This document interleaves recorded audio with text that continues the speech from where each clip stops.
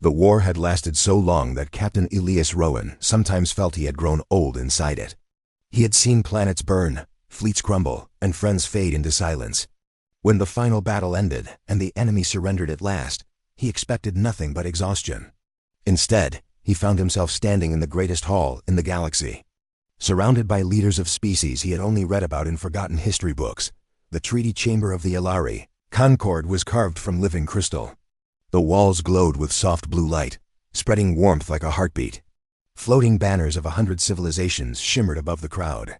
Everyone had come to honor the human captain who had done the impossible, brought unity where ancient empires had only known fear, and at the center of it all stood HFY.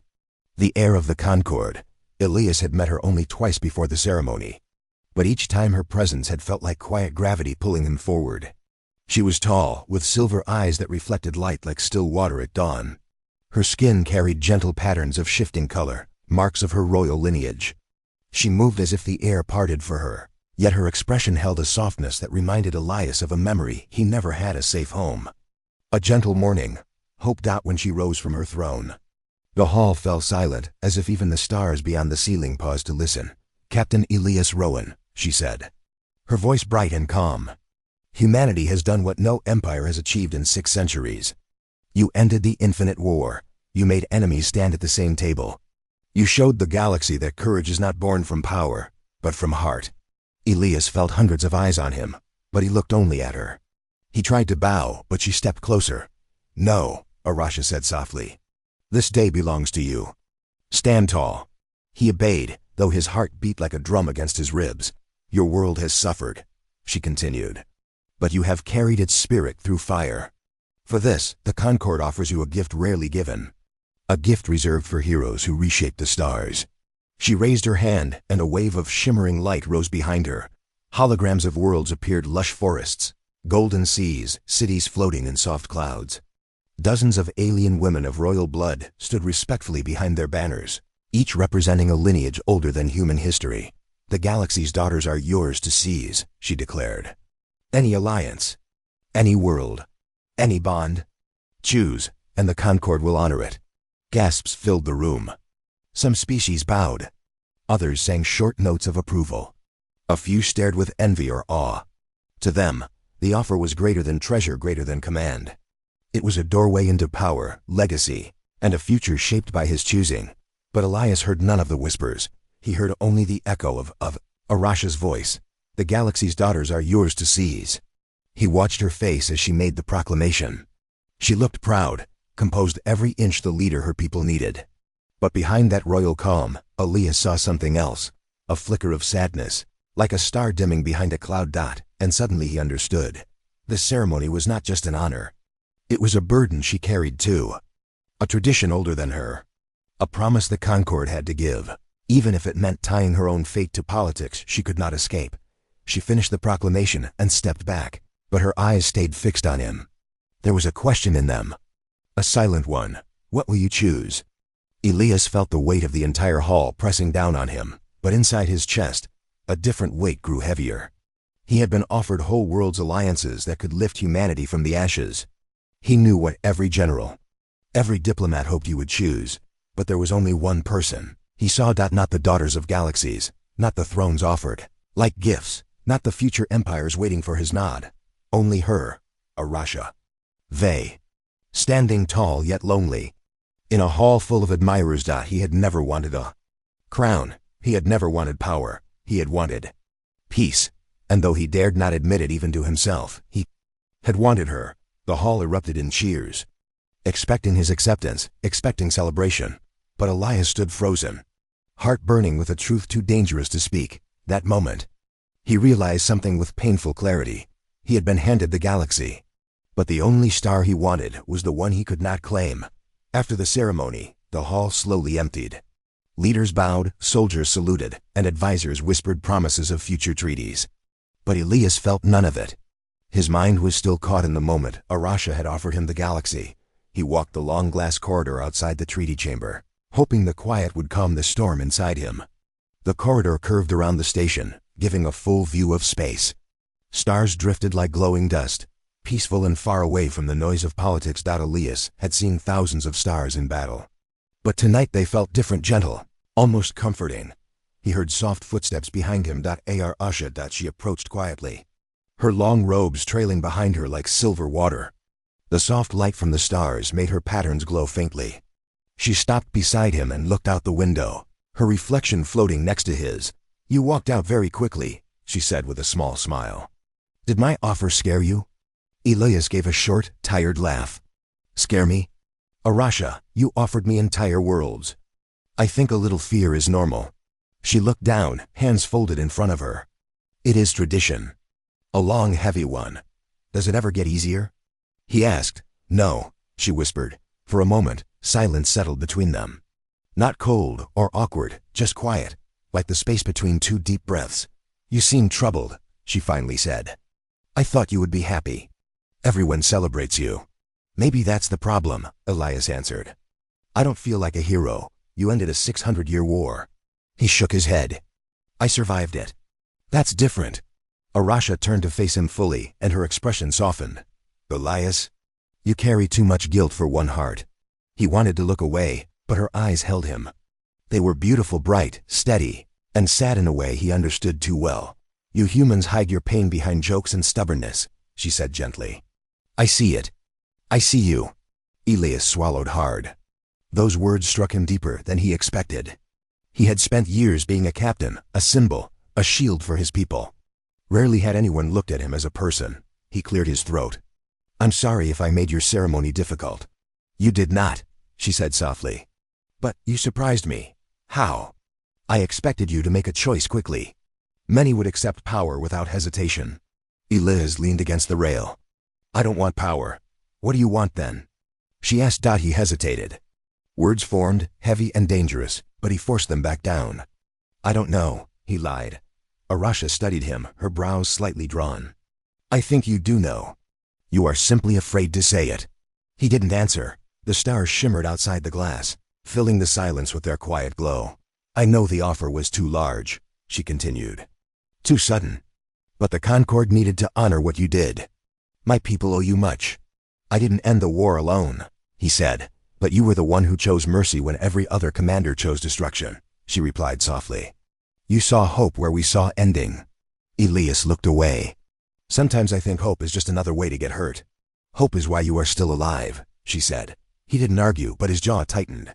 She noticed. Arasha stepped closer, her voice dropping. Elias, there are two kinds of battles, the ones fought with fleets, and the ones fought inside the heart. You have won the first. The second still frightens you. A shiver ran through him, not from fear, but from how easily she understood him. He took a slow breath. Arasha, about your offer. You do not owe me an answer tonight, she interrupted gently. The Concord can wait. That's not what I'm worried about. Then what? Elias hesitated. He could almost feel the truth pushing at his chest, desperate to escape. I don't want the galaxy. I want you, but he couldn't say it. Not when she was heir to 30 worlds. Not when his feelings could destroy the peace he had fought to build. Instead, he said, I'm worried that whatever I choose, it will change everything. Arasha's eyes softened in a way he had never seen before, warm. Fragile, real. It already has, she whispered. They stood side by side, watching the stars drift across the black sea of space. The distance between them felt small, yet impossibly large, like two planets caught in each other's gravity, but afraid to collide. At last, Arasha spoke softly, almost like a confession. Elias, sometimes the things we want most are the ones we believe we cannot have. He looked at her sharply, but she had already turned away, hiding the emotion on her face. She walked down the corridor slowly, leaving him alone with his racing heart. The stars outside looked brighter now, but Elias felt only the space deep and endless between him and the one soul he wished he could reach. The sunlight on Alari Prime was not like the light on Earth. It was softer, warmer, almost alive. When it touched the crystal towers of the Concord Parliament, the buildings glowed like giant lanterns rising toward the sky. Elias Rowan stood at the base of those towers, feeling strangely small. Soldiers saluted him, nobles bowed, and servants whispered his name with awe. But he felt none of the pride they expected.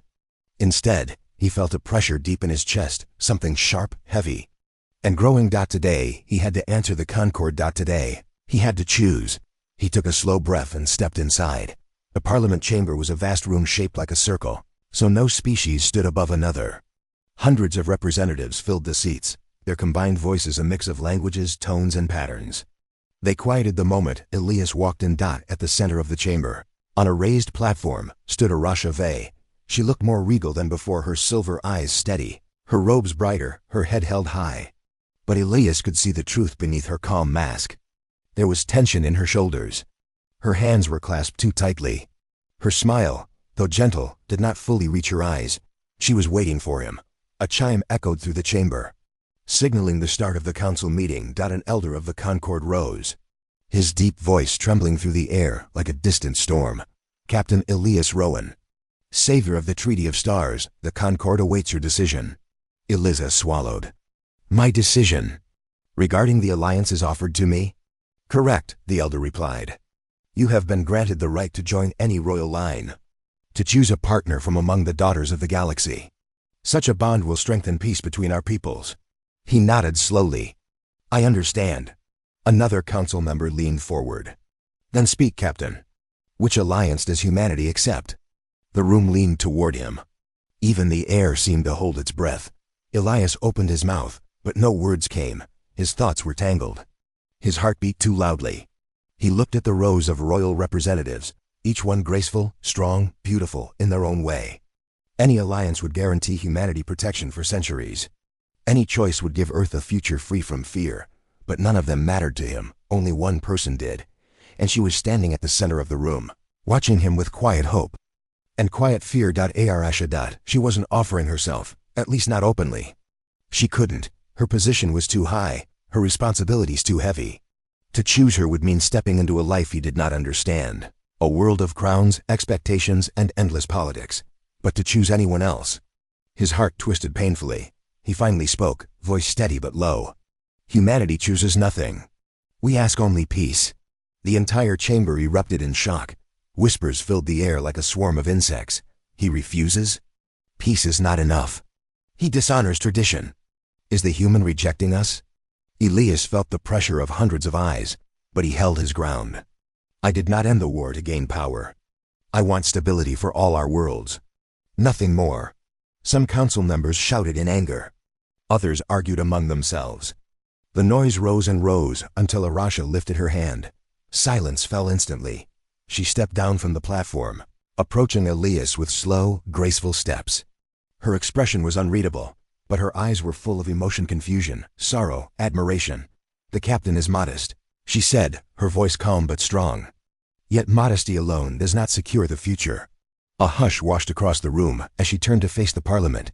You all saw what he accomplished, she continued. You saw how his choices brought unity where we failed for centuries. We cannot allow peace to remain fragile. We must honor him properly. A council leader stood. Then what do you propose, princess? Arasha's eyes flickered, just for a moment, toward Elias like a breath caught between two hearts. Then she said the words that froze the entire chamber. Let him join the royal line. A thunderstorm of voices broke at once. Join the royal line? The human? The outsider? And Arasha? Elias felt his entire world tilt. He stared at her, trying to understand why she said it. Duty? Diplomacy? Or something deeper? Her face stayed calm, but her eyes, those eyes he could never forget, shone with something unspoken. Something almost like longing. The council demanded an answer at once. Captain Rowan, the elder boomed. Do you accept the Royal Alliance? It was a moment that could change every future. Elias felt his heart tremble. He could accept for peace. He could refuse for freedom. But either choice came with a cost. And the weight of that crown pressed down on him more heavily than any war he had ever fought. Night settled over the Concord capital like a soft blanket of blue light. The towers dimmed, the busy streets quieted, and only the distant hum of energy fields filled the silence. But Elias Rowan could not sleep. He sat alone in his guest chamber, an elegant room with crystal walls that reflected every star outside. The bed was untouched. His thoughts were too loud, too tangled to rest. Arasha's words echoed in his mind. Let him join the royal line. Why had she said it? Why had her voice trembled, just a little, when she looked at him? He pressed his hands against his face, trying to calm the storm inside him. The war had been easier than this. In war, choices were clear: survive, protect, defend. But this This was a war inside his chest. A soft chime rang, breaking his thoughts. He looked up. The door opened quietly. Arasha stood there. She wore no royal robes. Only a simple soft garment, the color of moonlight. Without the heavy jewels and formal patterns, she looked younger, more human, somehow. More real. May I come in? She asked. Elias stood quickly. You don't have to ask. She smiled a little, stepping inside. The door closed behind her, sealing them in quiet. For a moment, neither spoke. I was hoping you would talk to me, she finally said. You left the chamber so suddenly. I needed to breathe, Elias admitted. Everything happened too fast. She nodded, looking down at her hands. I know, and I'm sorry. I did not mean to corner you. You didn't, he said softly.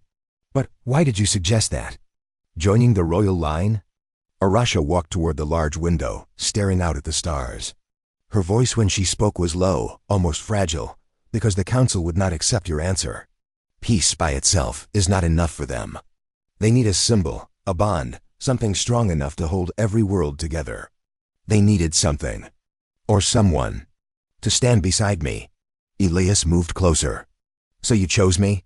I said your name before I could stop myself. She laughed, but it was a sad, breathless sound. For a moment, I forgot I was a princess. He felt his chest tighten. Arasha, what do you actually want? Not the council. Not the Concord, you. She turned to him then, slowly, as if afraid of the truth she was about to reveal. I want peace, she said. I want our world safe. I want my people to have a future without fear. She paused, her voice dropping. And I want someone beside me who understands the weight of all this. Someone who sees me not as a title, but as a person. Her eyes lifted to his. I want someone who looks at me the way you do. Elias froze. He had not meant for her to see it. He had tried to hide it, bury it, lock it behind duty and fear. But she had seen it anyway. Arasha, he whispered, if I choose that alliance, if I join your royal line, it won't be because of politics. Her breath caught. I know. It won't be because of power or duty. I know, she repeated, softer now. It would be because, he stopped. The words stuck in his throat. Because I want you. Because my heart chooses. You. Because you are the future I want. She stepped closer, almost within reach. Her voice trembled. Elias, I cannot choose for myself. I am heir to 30 worlds. Every step I take is watched. Every choice is judged.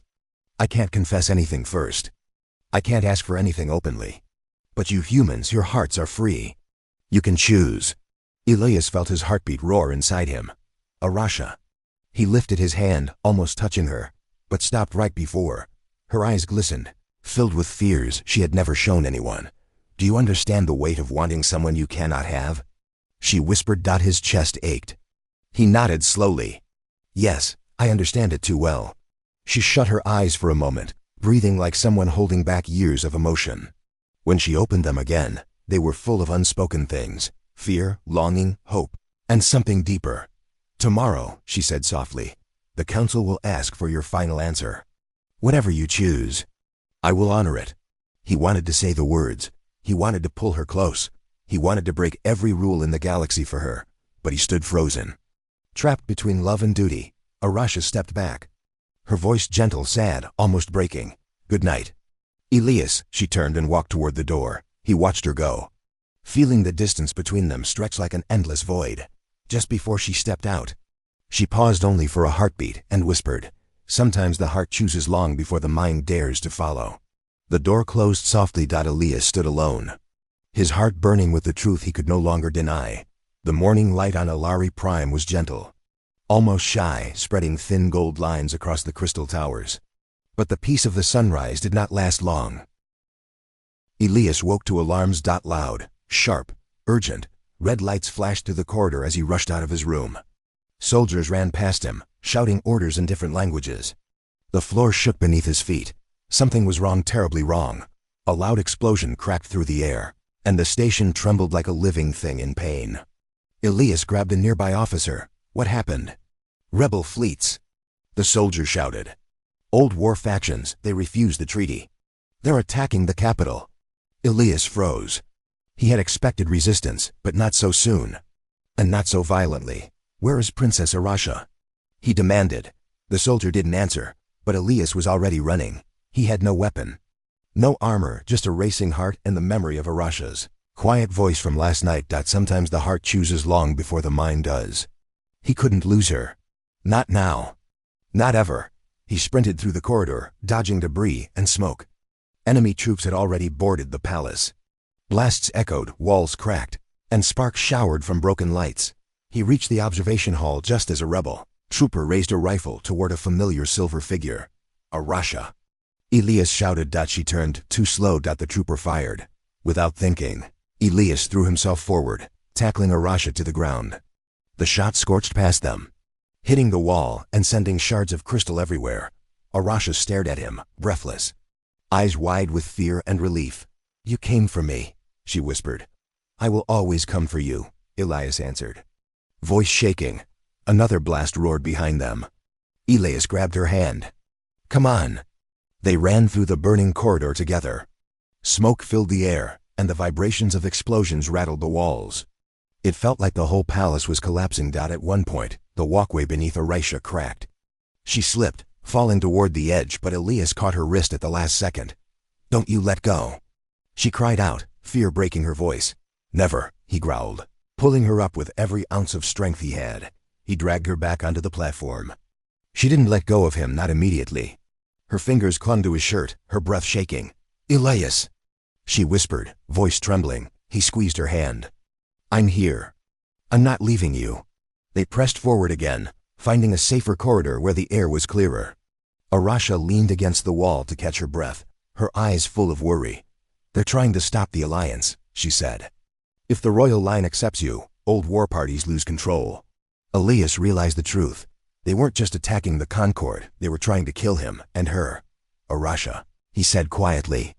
"This is because of what happened in the council chamber." "Yes," she whispered, looking down. "Some fear change. Some fear unity. And some—" her voice softened, "fear what we could become together." For a second, the chaos around them faded. Just the two of them remained, the captain and the princess. Hearts caught between duty and desire. Another explosion shook the ceiling. Breaking the moment, they rushed out into the courtyard where the fighting was worst. Rebel ships fired from above, and Concord troops held the lines below. Bright blasts of energy painted the air with deadly color. Arasha summoned her guards with a short command. Elias took a fallen soldier's blaster and joined them. They fought side by side, one royal heir, one human captain, moving like they had trained together for years. Arasha fought with graceful precision. Elias fought with fierce instinct. Each covered the other. Each protected the other. And every time their shoulders touched, every time their eyes met, something stronger than battle flowed between them. When the final rebel ship exploded in the sky, silence fell over the courtyard. Smoke drifted like ghosts above them. Bodies lay still. Soldiers cheered faintly in the distance, but all Elias saw was Arasha. Her hair was messy, her robe torn, her face streaked with dust, but her eyes shone brighter than any star. She stepped toward him slowly, placing a trembling hand against his chest. "You saved me," she whispered. "Again." He shook his head. "We saved each other." Her fingers curled slightly, holding onto him like she didn't want to let go. For a moment, she didn't act like a princess. She acted like someone who had almost lost the person she cared about most. "Elias," she breathed. "You could have died today." "So could you," he answered softly. Her voice cracked. "I don't want to lose you." He felt the truth rising in his chest again, stronger now. Unstoppable. "I don't want to lose you either," he said. Her eyes filled with warmth, with fear, with a longing she had tried too hard to hide. But they didn't get another moment. Alarm sounded. Again, a royal messenger ran toward them. "The council demands Captain Rowan immediately for final decision." Arasha stiffened. Elias felt his heart drop. Their moment of honesty broken. Duty was calling again. And this time, the galaxy would not wait. The great hall of the Alliance Tower was quiet when Darren entered. It was the first time he had returned since the day he walked away from the throne that was offered to him. His footsteps echoed softly, each step heavy with the memories of what he had chosen and what he had lost. Outside, banners of different worlds fluttered in the wind, celebrating peace that he had helped secure. But none of it felt like victory to him. Peace without her tasted like ash. He moved toward the balcony where the view of the galaxy stretched endlessly, like a river of stars flowing into darkness. Liren had stood there once, in silence, watching two moons rise above the city. He remembered the way the pale light touched her hair, the quiet determination in her eyes, the sadness she never spoke aloud. Every time he closed his eyes, he could still see her there, almost real enough to touch. Darren placed his hand on the cool railing and exhaled slowly. People called him a hero, a defender of the galaxy's daughters, a man who chose honor over power. But inside he felt empty. Titles did not warm a lonely heart. Victory did not fill the hollow place where Liren once stood. He whispered to the stars, "Why did you leave without letting me speak?" He had sent ships to a dozen worlds, searching for her. He listened to thousands of reports, but every report ended the same. No sign of Liren. It was as if she had vanished between constellations, swallowed by the cold silence of space. Some believed she wanted to disappear. Some believed she had sacrificed herself during the battle. But Darren refused to believe she was gone. Not her. Not the woman who had faced entire empires without fear. As he stood there, deep in that ache, a soft voice rose behind him. "You always talk to the sky when you miss someone." Darren froze. His heart slammed hard in his chest. He turned slowly, afraid that the voice might vanish if he moved too fast. She was there. Lyrn. Alive, breathing, standing, only a few steps away. Wrapped in a dark traveling cloak. Her silver eyes watchful and tired, but unmistakably hers. For a long moment, neither of them moved. Darren felt his legs turn weak and his breath caught painfully in his throat. You came back," he whispered, barely trusting the sound of his own voice. Liren lowered her hood. Her hair, slightly shorter now, fell gently around her face. "I didn't plan to," she said quietly. "But I heard what you did. How you refused the throne.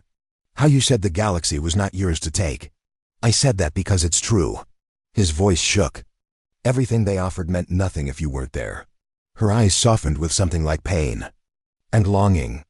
She took a few steps forward, pausing just an arm's length away. "Darren, I left because I didn't want to bind you to my path. I thought you deserved a future bigger than me. And I thought," he said gently, "that we were supposed to choose that future together." Liren's lips trembled. The mask of strength she always wore cracked for the first time. "I was afraid," she admitted. "Afraid that loving you would make me selfish. Afraid it would weaken me. Or weaken you." Darren shook his head slowly. "Love doesn't weaken us. It gives us something worth fighting for." Liren closed her eyes, a single tear slipping down her cheek. He reached out, not touching her yet, waiting, letting her choose. When she opened her eyes again, she stepped into his arms, burying her face against his chest as if she had been holding herself together for far too long. "It was so lonely out there," she whispered, voice breaking. "I thought leaving you was the right thing." He held her tightly, feeling her warmth, her trembling breaths. "Don't leave again," he murmured. "Not without letting me walk beside you." She nodded against him, her voice soft. "I won't." For the first time in months, Darren felt something inside him settle, like a long-lost piece finally returning home. The stars outside the balcony continued to shine, but now they seemed warmer, brighter, as if the galaxy itself had exhaled in relief. Liren pulled back slightly, just enough to look into his eyes. "Darren, the war may be over, but the galaxy isn't done with us. There will be new dangers, new alliances, new choices." He smiled faintly. "Then we'll face them together." And for the first time, she smiled too, a small, shaken smile but real. They stood there in the quiet hall. Two souls who had traveled through fear, war, and loneliness, finally reunited. The galaxy was wide and endless, full of uncertainty, but the space between them was no longer empty. They had found each other again, and this time, neither planned to let go.